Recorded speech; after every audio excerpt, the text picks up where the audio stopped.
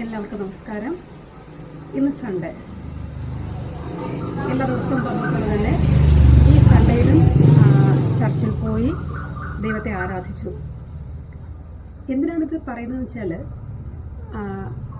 ആരാധിക്കുമ്പോൾ കിട്ടുന്നൊരു സന്തോഷമുണ്ട്. അതായത് കഴിഞ്ഞ ഒരാഴ്ചക്കാലം അല്ലെങ്കിൽ ഇത്രയും വർഷക്കാലം ആപത്തോ അനർത്ഥമോ അപകടങ്ങളോ ഒന്നും കൂടാതെ വേണം ദൈവം എന്നെ പരിപാലിച്ചു.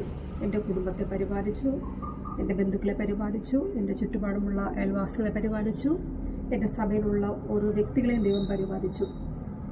ഇതൊക്കെ ഓർക്കുമ്പോൾ ദൈവത്തെ സ്തുതിക്കാതിരിക്കുവാൻ കഴിയില്ല. അപ്പോൾ ദൈവത്തിന് കൊടുക്കുവാൻ സാധിക്കുന്നത് നമ്മുടെ ആരാധന മാത്രമാണ്, അല്ലെങ്കിൽ നന്ദി സ്തുതിയും മാത്രമാണ്. ബാക്കിയെല്ലാം ദൈവം നമുക്ക് തന്നത് മാത്രമാണ്. അനുഭവിക്കുന്ന ഭവനമായാലും നമ്മൾ സഞ്ചരിക്കുന്ന വാഹനമായാലും നമ്മുടെ ആരോഗ്യമായാലും എല്ലാം ദൈവം തന്നതാണ്. ഈ ഒരു ആരാധനയും സ്തുതിയും മാത്രമാണ് നമ്മുടെ ഉള്ളിൽ നിന്ന് ദൈവത്തിന് കൊടുക്കുവാനായിട്ട് സാധിക്കുന്നത്. ബൈബിൾ പറയുന്നു, സ്വന്തം സഹോദരനെ സ്നേഹിക്കാത്തവർക്ക് ദൈവത്തെ സ്നേഹിക്കുവാൻ സാധിക്കുകയില്ല. അപ്പോൾ ഞാനൊന്ന് പറഞ്ഞോട്ടെ, നാം നമ്മെ സ്നേഹിക്കുന്നു എങ്കിൽ നമുക്ക് മറ്റുള്ളവരെയും സ്നേഹിക്കുവാനായിട്ട് സാധിക്കും.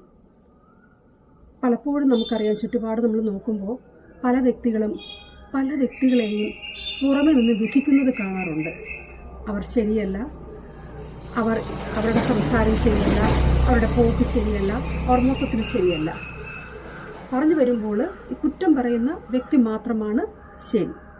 ഇതെന്തുകൊണ്ടാണ് സംഭവിക്കുന്നതെന്നറിയോ? ഞാൻ മനസ്സിലാക്കിയെടുത്തോളാം. ഞാൻ എന്നെ സ്നേഹിക്കുന്നു എങ്കിൽ ഞാൻ മറ്റുള്ളവരെ സ്നേഹിക്കും. അങ്ങനെ സ്നേഹിക്കുമ്പോൾ മറ്റൊരു വ്യക്തിയെ കുറ്റം പറയുവാനോ മറ്റൊരു വ്യക്തിയെ വിധിക്കുവാനോ നമുക്ക് സാധിക്കുകയില്ല. കാരണം ഞാൻ എന്നെ എങ്ങനെ സ്നേഹിക്കുന്നുവോ, ഞാൻ എൻ്റെ ശരീരത്തെ എങ്ങനെ കാത്തു സൂക്ഷിക്കുന്നുവോ, ഞാൻ വസ്ത്രധാരണത്തിന് ഞാൻ എങ്ങനെയാണോ ദോഷം ഞാൻ ചെയ്യുന്നത്, എനിക്കിഷ്ടമുള്ള ഞാൻ ഡ്രസ്സ് ഇടുന്നു, അല്ലെങ്കിൽ ഞാൻ നല്ല ഇഷ്ടപ്പെട്ട ആഹാരം കഴിക്കുന്നു, എനിക്കിഷ്ടമുള്ള സ്ഥലങ്ങളിൽ പോകുന്നു, എനിക്കിഷ്ടമുള്ളതൊക്കെ ഞാൻ ചെയ്യുന്നു. ഇതെന്തുകൊണ്ടാണെന്നറിയോ? ഞാൻ എന്നെ സ്നേഹിക്കുന്നത് കൊണ്ടാണ്. എന്നെ സ്നേഹിക്കാതിരുന്നാൽ ഞാനിതൊന്നും ശ്രദ്ധിക്കാറില്ല. അതായത് വൃത്തിയില്ലാതെ നടക്കും, തോന്നുന്നത് പോലെ ജീവിക്കും. ഇങ്ങനെയുള്ള പല പല കാര്യങ്ങൾ നമ്മുടെ ലൈഫിൽ ഉണ്ടാകാറുണ്ട്.